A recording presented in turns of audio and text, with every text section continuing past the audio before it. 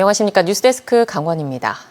오늘은 한글이 창제된 지 578주년이 된 한글날입니다. 한글은 누구나 쉽게 읽고 쓸 수 있도록 만들어졌지만 여전히 우리나라 성인 100명 가운데 5명은 비문해자인데요. 이들을 위해 정부가 성인 문해 교육을 하곤 있지만 속도는 더딥니다. 이송미 기자입니다. 민간단체에서 운영하는 어르신 한글 학교. 늦가기 학생들이 글자를 하나하나 읽어 내려갑니다. 사람마다 하여금 쉽게 익혀 날마다 초등 교과 과정에 성인 문해 교육을 받고 있습니다. 평균 나이가 70이 넘은 학생이 대부분. 하나 있어야 엄마들이 나가 보니까 그래서 이제 애기 보느라고 공부를 못했죠. 전혀 학교 마당에도 안 가봤죠. 최근에는 디지털 기기를 다루는 방법까지 배우고 있습니다. 한글 교육 수강생들은 이렇게 익숙하지 않은 키오스크 사용법도 직접 배워볼 수 있습니다. 우물정자? 이런 노력이 쌓여 이제는 은행이나 병원, 관공서 업무도 혼자 할 수 있게 됐습니다. 일상생활의 폭이 넓어진 겁니다. 문자도 이제 뜨문뜨문 이제 핸드폰으로도 하고 그런 것도 다 배우거든요, 여기서. 하지만 아직도 글을 읽고 쓰는 게 어려운 저학력 인구는 강원 지역에서만 5만 9천 명에 이릅니다. 정부가 2027년까지 전국 134만 명에게 성인 문해 교육을 제공하기로 했지만 강원도에서 운영 중인 공식 성인 문해 교육 기관은 28곳뿐. 춘천에는 교육청에서 운영하는 교육문화관 단 한 곳밖에 없습니다. 일부 민간단체가 한글 교육을 하고 있지만 체계적인 교육을 하기에는 인력도 재정도 부족합니다. 이것도 일종의 학교잖아요. 그러니까 이런 시스템을 다 갖추고 진행을 하려고 하니까 인력도 부족하고 비용도 마찬가지고요. 지난해 강원도에서 성인 문해 교육을 받고 학력을 인정받은 늦가기 학생은 100명을 간신히 넘었습니다. 한글을 배우는 만학도의 열정과 달리 배움의 문턱이 여전히 높은 게 현실입니다. MBC 뉴스 이송미입니다. 강릉시가 커피거리 안목에 화장실을 헐고 여행자를 위한 공간과 화장실을 짓고 있는데 공사가 차일피일 늦어지고 있습니다. 상인들과 방문객들이 불편을 호소하고 있지만 커피 축제 이후에나 시설이 문을 열 수 있을 것으로 보입니다. 배현환 기자입니다. 강릉 항으로 향하는 커피거리 인근에 건물 신축 공사가 진행되고 있습니다. 건물의 형태 공사는 거의 완성했고 막바지 내외부 공사가 한창입니다. 강릉시가 지난해 상반기부터 24억 원을 들여 기존의 공중 화장실을 헐고 여행자를 위한 복합 공간인 트래블 라운지를 짓고 화장실 확장 공사도 벌이고 있습니다. 당초 지난해부터 운영을 예정했던 강릉 안목 여행자 센터의 개장이 1년 가까이 지연되고 있는 상황입니다. 일단 기존 화장실이 사라지면서 임시 화장실이 설치됐지만 규모가 작고 접근성도 나빠 상인과 관광객들이 불편을 겪고 있습니다.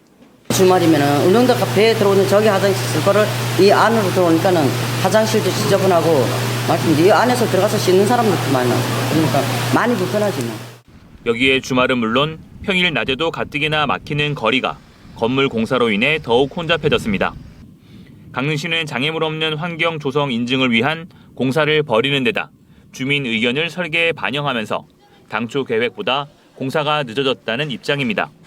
기존의 화장실을 철거하고 또 부지 아래에 매설되어 있는 해수관의 이설, 또 항만 부지이기 때문에 항만에 들어가는 전기, 고압, 저압 공사를 실시하고 강릉시는 이달 말까지 공사를 마치고 다음 달부터는 정상 운영에 들어갈 예정이지만 당장 24일부터인 강릉 커피축제 기간에도 공사로 인한 불편과 화장실 부족 문제는 지속될 수밖에 없어 보입니다.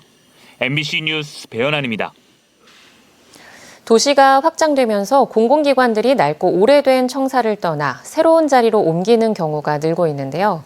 마땅한 활용 방안을 찾지 못하고 수년째 방치된 옛 건물들 역시 늘고 있어 활용 방안 마련이 시급하다는 지적입니다. 윤하은 기자가 취재했습니다. 원주지방국토관리청과 농산물 품질관리원 등이 있던 자리입니다. 원주 종합청사라고 불리며 근무하는 공무원들과 민원인들로 늘 북적이던 곳입니다. 원주지방국토관리청이 혁신도시로 이전한 건 지난 2017년입니다. 7년째 옛 청사 자리는 그대로 방치되고 있습니다. 입구부터 아무렇게나 자란 수풀이 무성하고 곳곳에 거미줄이 쳐져 있습니다. 동물 사체와 쓰레기도 간간히 눈에 띌 정도로 버려진 건물 그 자체입니다. 국유재산인 만큼 소유권은 기획재정부에 있고 한국자산관리공사가 위탁 관리하고 있는데 원주시가 매수 의사를 타진하기도 했지만 노후청사 활용에 적극 나서지 않으면서 방치 기간이 길어지고 있습니다. 결국 내년에는 일반에 공매하는 절차를 검토하고 있습니다. 옛 원주시 선거관리위원회 건물도 사정은 비슷합니다. 선관위가 혁신도시로 이전하고 지금은 선거 관련 물품을 보관하는 창고 용도로 사용되고 있습니다. 대로변 버스정류장 바로 앞에 창고 건물이 있는 셈인데 오히려 도시 미관을 해치는 수준입니다. 잘만 가꾸고 관리해서 사용하면은 주민들에게 좋은 커뮤니티로 역할도 할 수 있고 또 필요한 그런 영역에서 그런데 함께 사용할 수 있는 그런 고민도 같이 했으면은 좋겠다는 생각이. 지난해 행정복지센터가 신축 이전하면서 빈 건물이 된 옛 태장 1동과 2동 행정복지센터. 1년째 주차장으로 사용되고 있는데 옛 태장 1동 건물은 아직 마땅한 활용 방안을 찾지 못했고 옛 태장 2동 건물에는 가칭 북원도서관이 신축될 계획입니다. 도서관이 들어오니까 조금만 기다리시면 그래도 나름대로 문화 혜택을 볼 수 있다고 얘기를 했었거든요. 근데 언제나 짓나 저제나 짓나 얘기도 하고. 도심 속 유휴 건물들을 방치만 할 것이 아니라 지역의 새로운 활력이 되고 주민들과 상생할 수 있는 공간이 되도록 각 기관과 지자체의 적극적인 노력과 고민이 필요해 보입니다. MBC 뉴스 윤하은입니다. 올해 폭염이 장기간 지속되면서 배추 한 포기가 8,000원 안팎에 팔리는 가운데 적어도 이달 중순까지는 배추 가격 고공행진이 이어질 것으로 보입니다.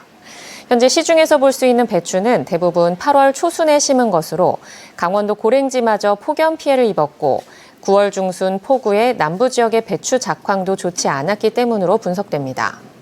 현재 폭염과 폭우에 병까지 든 배추밭을 갈아엎고 새로 심는 과정이어서 시장에 공급되는 시기가 늦어지고 당분간 배추 가격이 고공행진을 이어갈 것으로 보입니다. 양양 지역 시민단체인 미래양양시민연대가 김진아 양양군수에 대해 주민 소환 투표를 청구한 가운데 더불어민주당 강원도당이 김 군수의 사퇴를 촉구하는 성명을 발표했습니다. 더불어민주당 강원도당은 시민단체가 김 군수의 성비위, 금품 수수, 인사비리 의혹 등의 이유로 주민 소환 투표 청구가 진행되는데 지역사회가 들끓고 있지만 김 군수는 공식 입장을 내놓지 않고 있다며 이는 3선 군수가 될 수 있도록 지지해준 양양 군민을 무시하는 처사라고 지적했습니다. 또 더 이상 군수 직책 뒤에 숨지 말고 즉각 사퇴하라고 촉구했습니다. 올 들어 1등급 기준 1kg당 최고 160만 원까지 치솟았던 양양 송이 가격이 최근엔 80만 원대를 기록하고 있습니다. 산림조합 중앙회에 따르면 어제 진행된 송이 공판에서 1등급 양양 송이는 87만 7천여 원에 낙찰됐습니다. 올해 전국 자연산 송이의 누적 공판량은 어제 기준 4.4톤가량인데 이는 지난해 같은 기간 68톤의 15분의 1 수준입니다. 이처럼 송이 채취량이 감소한 이유는 올해 여름 가뭄과 역대 최고 평균 기온을 경신한 9월 늦더위 영향 때문으로 추정됩니다.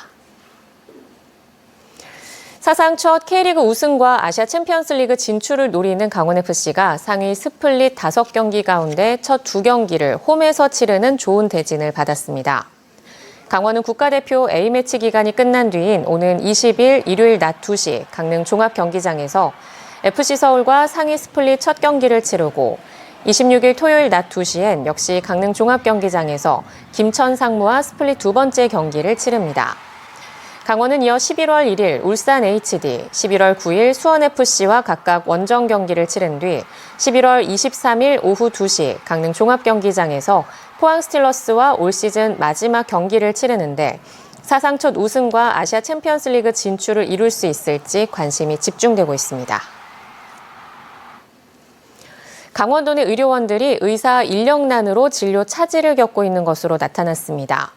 김남희 국회의원이 보건복지부에서 받은 자료에 따르면 속초의료원은 이비인후과, 피부비뇨기과, 신경과, 가정의학과, 성형외과에 5개 과목 의사가 없어 진료를 하지 못하고 있고 강릉의료원도 재활의학과 의사가 없어 휴진 중입니다.